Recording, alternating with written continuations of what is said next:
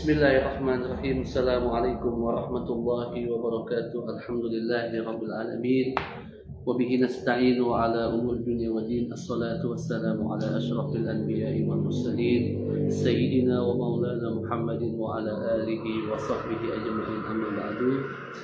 Jamaah di studio maupun yang ada di dunia maya, kembali kita akan belajar tentang kitab yang ditulis oleh salah seorang ulama dari negeri Mekah Al-Mukarramah, As-Sayyid Muhammad ibni Alawi Al-Maliki Al-Hasani rahimahullahu ta'ala. Mudah-mudahan kita mendapatkan barokah dan juga limpahan karunia serta rahmat dari Allah Subhanahu wa ta'ala. Al-Fatihah. A'udzubillahi minasyaitonir rajim. Bismillahirrahmanirrahim. Alhamdulillahirabbil alamin. Ar-Rahmanir-Rahim. Maliki yaumiddin. Iyyaka na'budu wa iyyaka nasta'in. Shiratal mustaqim. Shiratal ladzina an'amta 'alaihim ghairil maghdubi 'alaihim waladdallin. Amin. Kita akan membahas tentang fadilah zikir, menyebut dan mengingat Allah Subhanahu wa taala. Di dalam kitabnya di sini disebutkan banyak sekali ayat-ayat yang berkenaan dengan hal tersebut. Al-Ahzab, Al-Anfal dan juga surah Al-Imran kita baca. Yang pertama Al-Ahzab ayat 41 dan 42. Ya ayyuhalladzina amanu zkurullaha zikran katsira. Duhai orang-orang beriman, sebutlah atau ingatlah Allah dengan sebutan yang banyak. Wasabbihuhu bukratan wa asila. Dan juga kita mensucikan asma Allah di pagi maupun di petang hari. Kemudian dalam ayat yang lain, wazkurullaha katsira la'allakum tuflihun. Kalau seandainya kalian ingin menang, mendapatkan keberuntungan, sering-seringlah mengingat Allah Subhanahu wa taala. Allazina yazkurunallaha qiyaman wa qu'udan wa 'ala junubihim. Ini menunjukkan betapa perihal orang-orang yang menyebut atau mengingat Allah dalam segala kondisi. Qiyaman, entah dalam keadaan berdiri, wa qu'udan atau dalam keadaan duduk, entah wa 'ala junubihim, entah dalam keadaan terlentang atau tertidur. Demikian ayat Al-Qur'an menunjukkan betapa zikir kepada Allah Subhanahu wa taala bukratan wa asila, pagi, sore, ya malam juga pastinya. Kemudian qiyaman, qu'udan wa 'ala junubihim, artinya kita dalam lagi berdiri, qu'udan duduk di kantor maupun di mobil nyetir, ayolah kita memperbanyak zikir, sholawat kepada baginda dan lain-lain. Wa 'ala junubihim, dan hendak kita dalam keadaan sakit, terbaring, lelah atau menjelang tidur, kita zikir kepada Allah Subhanahu wa taala, dan itu warid dari baginda Nabi besar Muhammad SAW. Contoh misalnya kita bangun tidur dalam keadaan masih terbaring, ada zikir dari baginda Nabi Muhammad SAW, yaitu baca bismillah, kemudian baca alhamdulillahilladzi ahyana ba'dama amatana wa ilaihin nusur.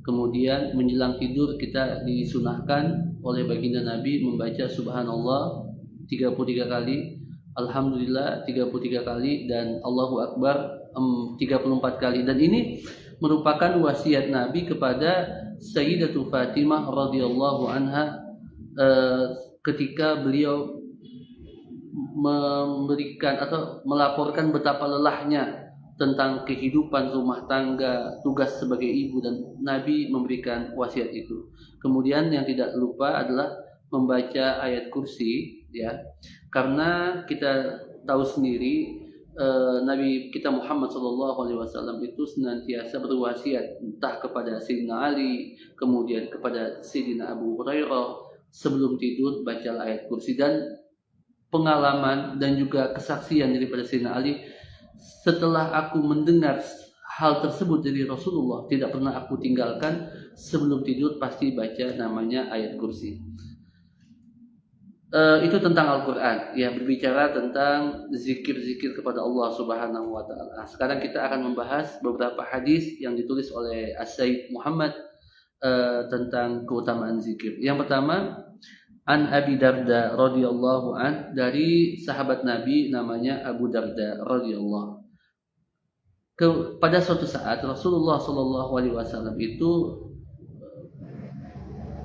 berkata, ala unabbiukum bi khairi a'malikum wa azkaha inda malikikum. Maukah kalian saya tunjukkan dengan amalan yang paling baik dan amalan yang paling suci di sisi Allah, menurut Allah, dan wa arfa'uha fi darajatikum, amalan yang paling tinggi derajatnya, nilainya, wa khairul lakum, dan lebih baik daripada kalian, daripada kita infak, daripada zahab, emas maupun warik maupun perak, ya.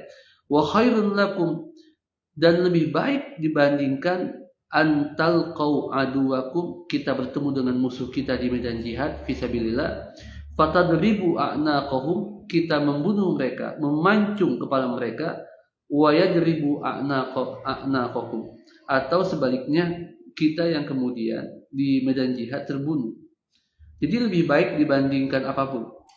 Kemudian para sahabat berkata, ya Rasulullah, bala, kami mau ya Rasulullah. Kemudian berkata Rasulullah, amalan itu adalah zikir. Riwayat Imam Tirmizi, Imam Ibnu Majah, dan Imam Al-Hakim dengan sahihul isnad, dengan derajat sahihul isnad. Hadis yang kedua, an Abi Sa'id Al-Khudri radhiyallahu anhu anna Rasulullah sallallahu alaihi wasallam suila. Jadi ada orang bertanya kepada baginda Nabi, ayyul ibad afdal wa arfa darajah indallahi yaumal qiyamah. Ya Rasulullah, hamba mana yang paling afdal, yang paling baik, yang paling tinggi derajatnya di sisi Allah pada hari kiamat? Maka Rasulullah menjawab, az-zakirunallaha katsira, yang paling banyak menyebut Allah atau yang paling banyak mengingat Allah. Qila ya Rasulullah, wa minal ghazi fi sabilillah, dan orang tadi bertanya lagi, ya Rasulullah, apakah lebih baik juga daripada orang yang berjihad di jalan Allah?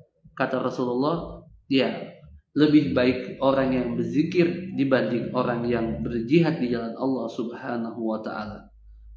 Ya Rasulullah, meskipun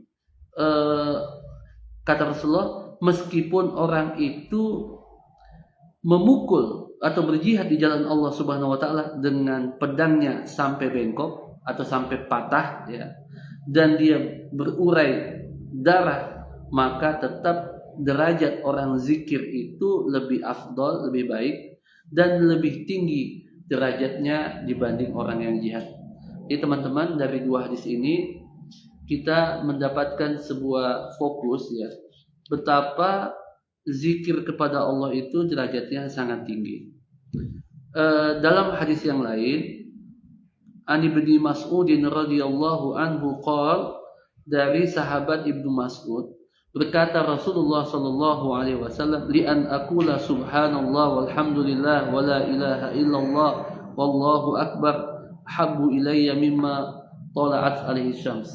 Jadi mengucapkan kalimat subhanallah walhamdulillah wa la ilaha illallah wallahu akbar lebih disukai oleh Rasulullah sallallahu alaihi wasallam dari apa-apa yang tersinari oleh matahari. Jadi sedunia ini, sealam semesta ini, itu tidak ada apa-apanya, tidak bernilai apa-apa dibandingkan dengan kalimat thayyibah, yaitu subhanallah walhamdulillah wa la ilaha illallah wallahu akbar.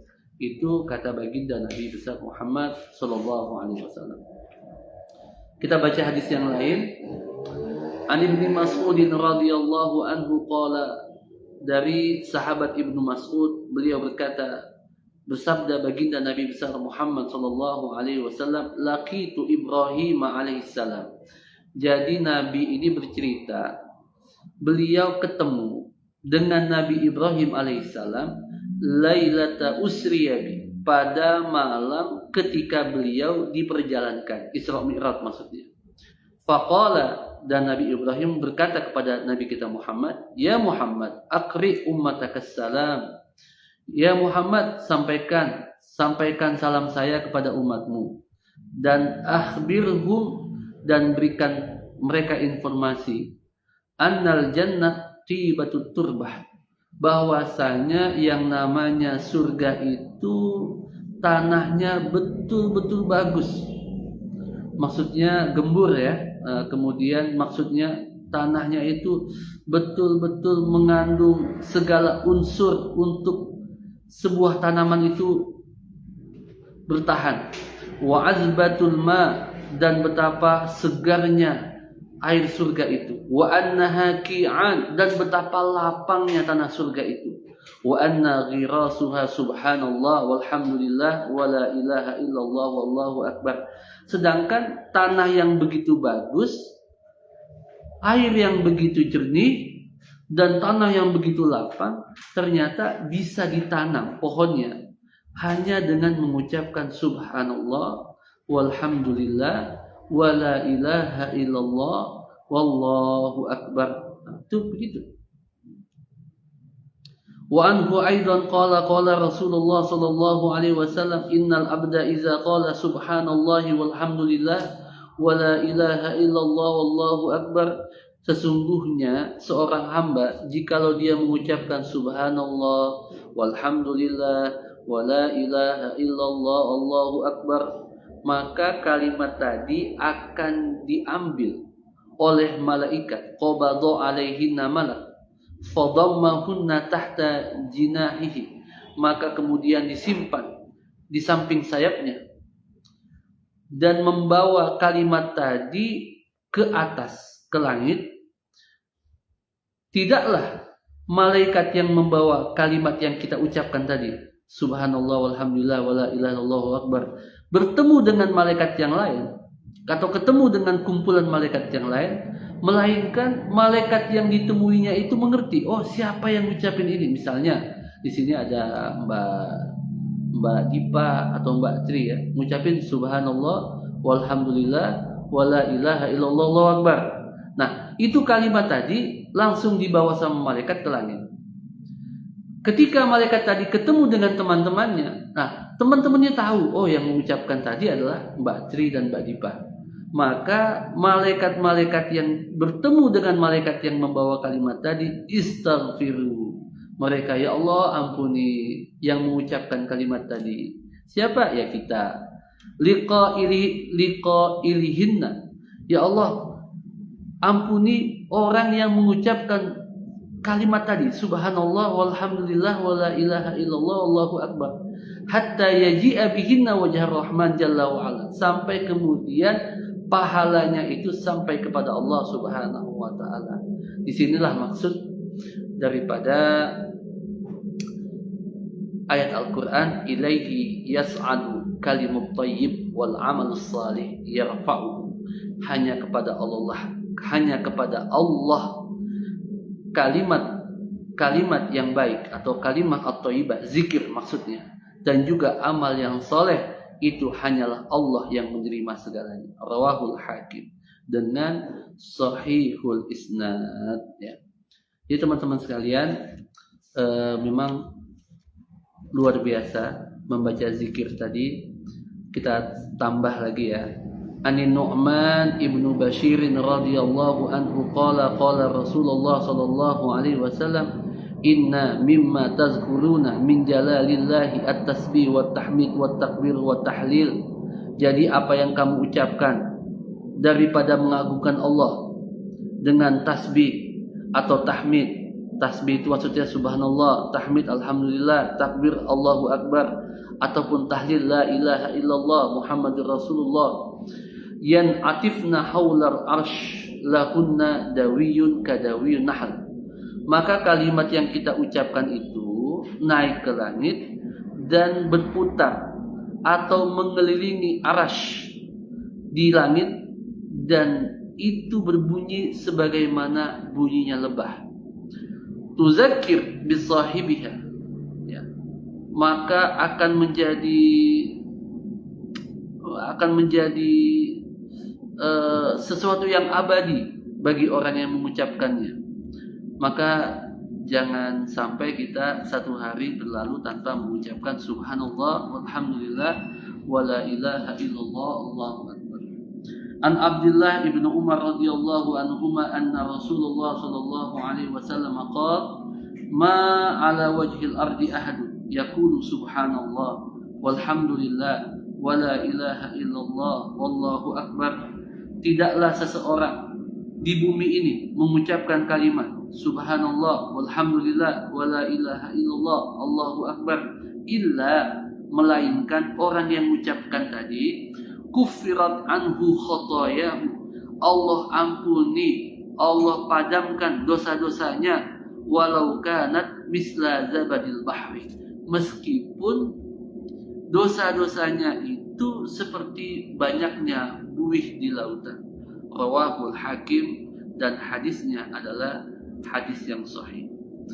Berkata Al-Hafidz Ibnu Qayyim Al-Jauzi rahimahullah, kenapa kok di dalam Al-Quran tadi surat Al-Anfal yang kita baca, kita diperintahkan untuk menyebut Allah dengan, atau diperintahkan untuk mengingat Allah dengan banyak. Maka faidahnya atau manfaatnya adalah dikarenakan zikir merupakan sebuah kebutuhan dasar seorang hamba kepada Allah, dan tidak mungkin orang itu bisa untuk tidak berzikir sekejap mata pun, sedetik pun. Jadi saking zikir itu betul-betul dibutuhkan oleh kita, maka Allah perintahkan zikirlah yang banyak, karena diri kita ini tuh pasti membutuhkan zikir. Entah dalam hitungan detik atau sekejap mata kita membutuhkan zikir. Fa ayyu lahzah khala fiha al-ab an zikrillah, maka di tiap detik yang kita itu tidak menyebut Allah Subhanahu wa taala, maka nanti menjadi hasarah, menjadi sesuatu yang kita sesali pada hari kiamat. Nauzubillah min dzalik. Diriwayatkan oleh istri baginda Nabi besar Muhammad sallallahu alaihi wasallam, Sayyidatuna Aisyah, dan diriwayatkan oleh Al-Imam Al-Baihaqi, berkata Rasulullah sallallahu alaihi wasallam, "Ma min sa'atin tamur bi ibni Adam." Tidaklah satu detik berlalu, tidaklah satu waktu berlalu atas seorang anak Bani Adam yang mana di waktu itu dia tidak menyebut Allah, kecuali tahsur alaiha yaumal qiyamah, maka kita akan sangat amat rugi pada hari kiamat. Kita akan sangat rugi. Kenapa? Kita melihat pahala zikir itu begitu banyak, kita melihat pahala zikir itu begitu besar, begitu agung, dan ketika kita melihat waktu-waktu yang kita lalai dan betapa menyesalnya kita, tapi menyesal itu datang ketika hari kiamat, bukan di dunia. Dari Sayyidina Mu'az ibnu Jabal disebutkan, laisa yatahassaru ahlul jannati illa ala sa'atin marat bihim lam yazkurullaha fiha. Jadi ternyata namanya kekecewaan atau penyesalan itu bukan hanya dirasakan oleh penduduk neraka, tetapi ternyata orang-orang yang masuk surga pun ada penyesalannya, ada kekecewaannya. Yaitu kapan? Bukan karena kurang nikmat, bukan, tetapi karena mereka itu melihat betapa zikir begitu nikmatnya mereka rasakan pahalanya di surga, sehingga mereka menyesal pada hari ketika masuk surga itu ada waktu-waktu yang kosong ketika di dunia mereka tidak berzikir kepada Allah Subhanahu wa taala. Demikian yang bisa kami sampaikan tentang faidah zikir. Mudah-mudahan bermanfaat dan mudah-mudahan menjadi pengingat saya pribadi maupun teman-teman sekalian yang ada di sini dan juga yang ada di dunia maya di Facebook ya. Mudah-mudahan kita semua banyak berzikir kepada Allah Subhanahu wa taala. Subhanallah, alhamdulillah, wa la ilaha illallah, Allahu akbar. Subhanallah, alhamdulillah, wa la ilaha illallah, Allahu akbar. Subhanallah, alhamdulillah, wa la ilaha illallah, Allahu akbar. Dan waktu zikir yang paling afdal adalah sepertiga malam menjelang subuh dan setelah sholat 5 waktu, sehingga teman-teman jangan sampai kemudian setelah sholat 5 waktu tidak berzikir atau langsung pergi, tidak duduk sejenak, kemudian membaca doa memohonkan ampun atas dosa-dosa kita. Jangan sampai seperti itu. Jadi habis sholat di situ ada waktu mustajab, dan itu adalah waktu yang paling mustajab untuk berzikir maupun berdoa. Mari kita gunakan dan kita ambil sebaik mungkin selama hayat kita masih ada di kandung badan. Terima kasih. Assalamualaikum warahmatullahi wabarakatuh.